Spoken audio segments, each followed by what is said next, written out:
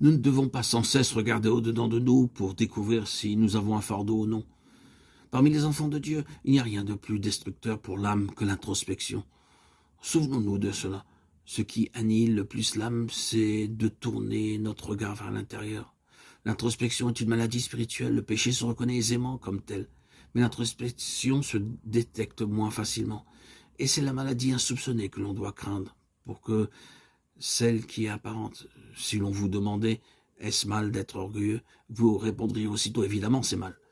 Et si l'on vous demandait encore « est-ce mal d'être envieux ?», vous savez pertinemment que c'est mal. Cependant, vous pouvez regarder en vous-même de nombreuses fois au cours d'une seule journée sans avoir le sentiment de mal agir. Si vous vous êtes disputé, vous êtes aussitôt conscient d'avoir péché, mais vous pouvez regarder en vous intérieurement et ignorer que c'est mauvais. Regarder en nous-mêmes, c'est ce qui ruine le plus une vie chrétienne. Nombreux sont ceux qui se livrent à l'introspection et qui vivent une fausse spiritualité. Avant de faire une chose, ils s'arrêtent et se demandent « ai-je un fardeau pour cela ? Ce que je ressens, est-ce un vrai fardeau ou non ?» Si quelqu'un vous demande de l'aider à porter une table d'une pièce à une autre, commencerez-vous à demander « est-ce un fardeau ?» Vous ne le ferez pas. La chose que vous portez est évidemment un fardeau. Souvenons-nous que notre fardeau, c'est ce que nous connaissons et non pas ce que nous devons essayer de connaître. C'est très important de savoir cela. Si vous avez ou non un fardeau pendant que vous posez toutes ces questions, l'opportunité se sera envolée. Oh, frères et sœurs bien-aimés en Christ, cela ne sert à rien de regarder au-dedans de nous.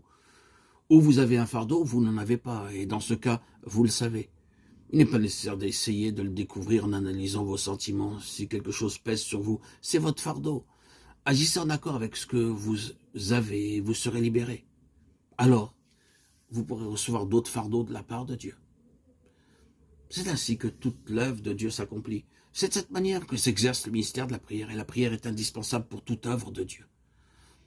Apprenons donc à exprimer immédiatement dans la prière tout fardeau que Dieu nous donne.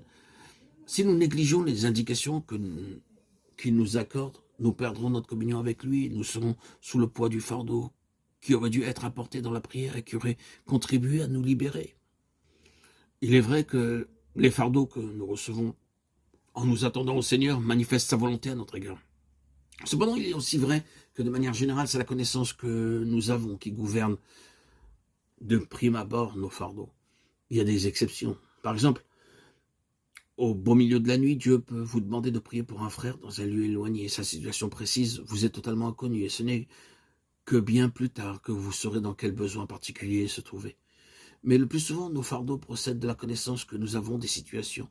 Dans un premier temps, Dieu nous met en relation avec un besoin particulier. Et ensuite, sur la base de ce que nous connaissons, vient le fardeau.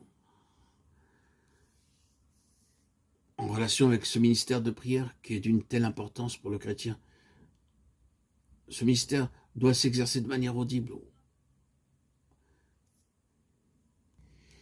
Un fardeau ne peut être réellement déchargé sans être exprimé. Frères et sœurs bien-aimés en Christ, dans le domaine spirituel, il y a un principe merveilleux en relation avec cette question de l'expression verbale.